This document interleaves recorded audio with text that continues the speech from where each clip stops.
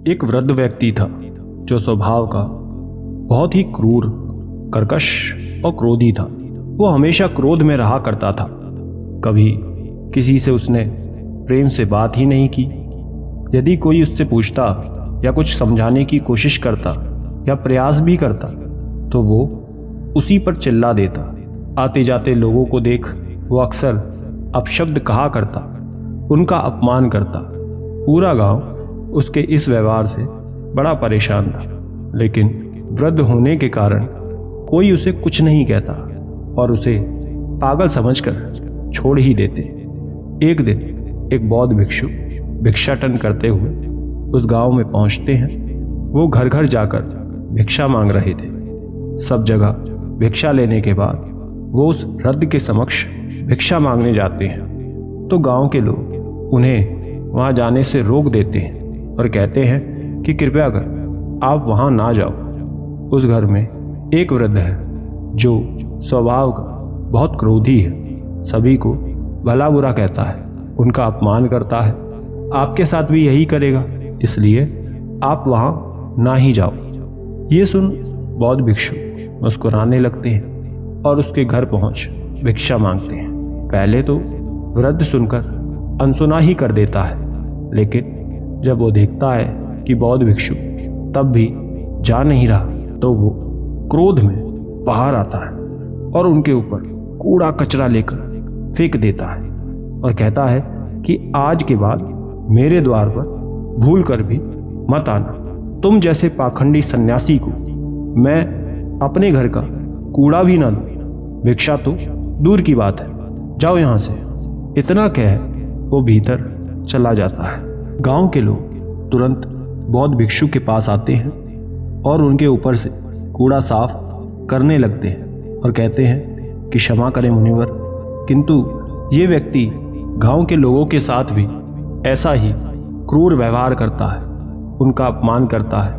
ये वर्षों से चला आ रहा है, हमें तो अब इसकी आदत हो गई है। हम पर इसके शब्दों का कोई खास प्रभाव अब नहीं होता, किंतु आप क्यों उसके द्वारा किए गए अपमान को सह रहे हैं और पुनः उसके द्वार पर मत जाना। ये सुन बौद्ध भिक्षु कोई प्रतिक्रिया नहीं देते और लौट जाते हैं। आश्रम पहुंच भिक्षु उन्हें गंदा देख पूछते हैं कि ये कैसे हुआ। तब बौद्ध भिक्षु कहते हैं कि एक सज्जन व्यक्ति द्वारा अनजाने में ये सब हो गया। ये सुन सभी भिक्षुओं को बड़ा अजीब लगता है। वो आगे बौद्ध भिक्षु से कुछ नहीं कहते और अपने कार्य में लग जाते हैं। अगले दिन सब पुनः भिक्षाटन करने के लिए जाने लगते हैं तो वो बौद्ध भिक्षु भी उसी गांव की तरफ बढ़ जाते हैं और गांव के लोगों से भिक्षा लेते हुए आगे बढ़ जाते हैं। अंत में पुनः वृद्ध के द्वार पर पहुंचकर भिक्षा मांगते हैं। गांव के लोग ये देखकर हैरान होते हैं कि वो कल के अपमान के बाद आज फिर यहाँ क्यों गए। वो 2 बार भिक्षा मांगते हैं। इस बार भी वृद्ध क्रोध में आकर उनके ऊपर कूड़ा कचरा फेंक देता है और कहता है कि ये लो भिक्षा, जाओ। बौद्ध भिक्षु आगे बढ़ जाते हैं। अब ये प्रतिदिन होने लगा। बौद्ध भिक्षु रोज उस गांव में वृद्ध के यहाँ भिक्षाटन करने जाते और वृद्ध क्रोध में उन पर कूड़ा कचरा फेंक देता। धीरे धीरे वृद्ध का क्रोध और बढ़ने लगा। उसे अब लगने लगा कि बौद्ध भिक्षु जानबूझकर उसे परेशान कर रहे हैं, तभी रोज भिक्षा मांगने यहाँ आ जाते हैं।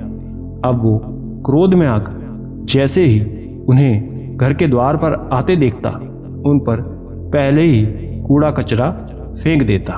अब वो जानकर बौद्ध भिक्षु को परेशान करने लगा। कई महीनों तक यही चलता रहा। गांव के लोग भी अब समझ नहीं पा रहे थे कि बौद्ध भिक्षु क्यों रोज उसके द्वार पर आकर ये सब सह रहे हैं, स्वयं का अपमान करवा रहे हैं। वो अक्सर उनसे ये पूछते, लेकिन वो कोई उत्तर ही नहीं देते। एक दिन बौद्ध भिक्षु जब हमेशा की तरह उसके द्वार पर जाते हैं तो देखते हैं कि आज उनके ऊपर कोई कूड़ा नहीं गिरा। वो कुछ देर तक वहाँ रुककर भिक्षा भी मांगते हैं, लेकिन तब भी उत्तर नहीं मिलता। वो लौट जाते हैं। अगले दिन पुनः जब वो वृद्ध के यहाँ पहुँचते हैं तो देखते हैं कि आज भी उन पर किसी ने कूड़ा कचरा नहीं फेंका। वो भिक्षा मांगते हैं लेकिन पुनः कोई उत्तर नहीं मिलता। ये सब देख वो आगे बढ़ जाते हैं। तीसरे दिन जब पुनः यही होता है तो उनसे रहा नहीं जाता। वो वृद्ध के घर में प्रवेश करते हैं ये जानने के लिए कि हुआ क्या है। तब वो भीतर जाकर देखते हैं कि वृद्ध नीचे चटाई पर लेटा हुआ बुखार से करा रहा था।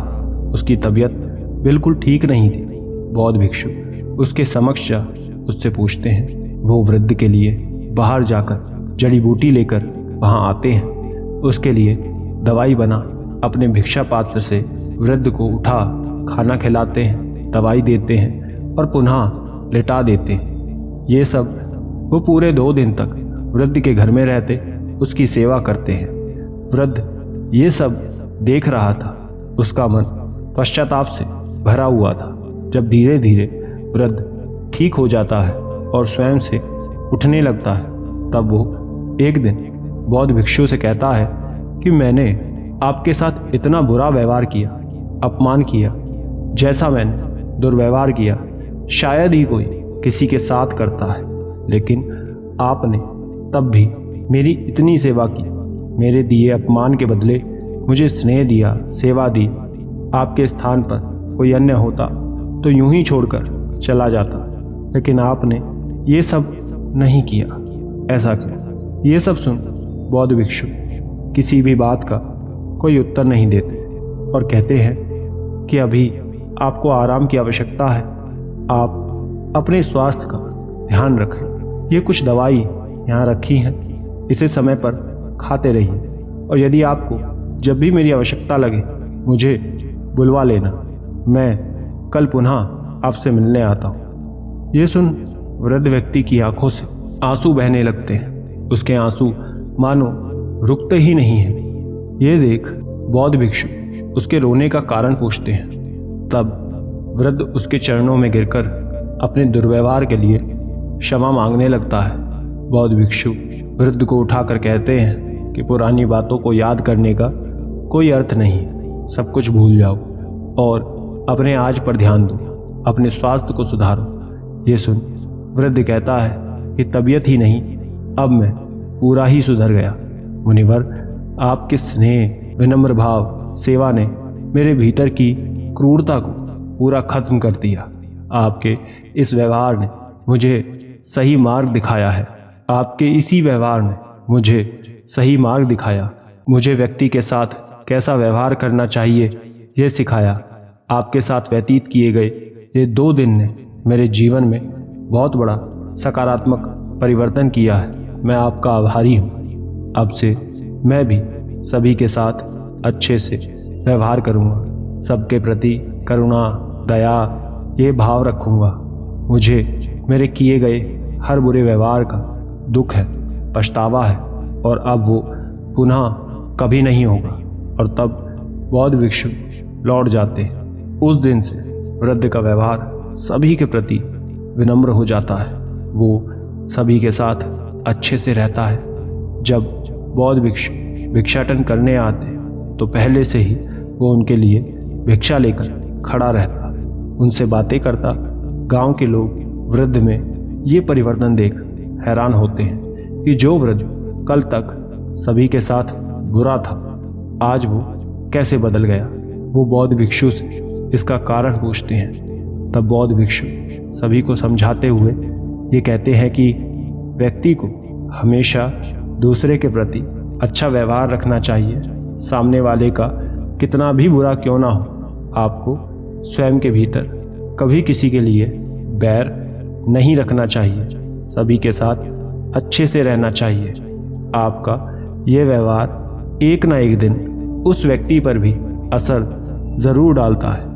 एक ना एक दिन आपकी सारी अच्छाइयाँ उसे अच्छा बना देती हैं और फिर वो भी आपके साथ अच्छे हो जाते हैं। बौद्ध भिक्षु कहते हैं कोई बुरा नहीं होता, बस व्यक्ति अक्सर मार्ग से भटक जाता है। तब हमें उसका साथ नहीं छोड़ना चाहिए, बल्कि उन्हें सही मार्ग दिखाना चाहिए। यही मनुष्य धर्म है। बौद्ध भिक्षु की बातें सभी पर बहुत प्रभाव छोड़ जाती हैं और वो भी इसे गांठ बांध लेते हैं और बौद्ध भिक्षु अब लौट जाते हैं। आशा करते हैं ये कहानी ने आपको बहुत कुछ सिखाया होगा। और अधिक कहानियों के लिए स्क्रीन पर दिखने वाली वीडियोस को एक बार ज़रूर देखें। धन्यवाद।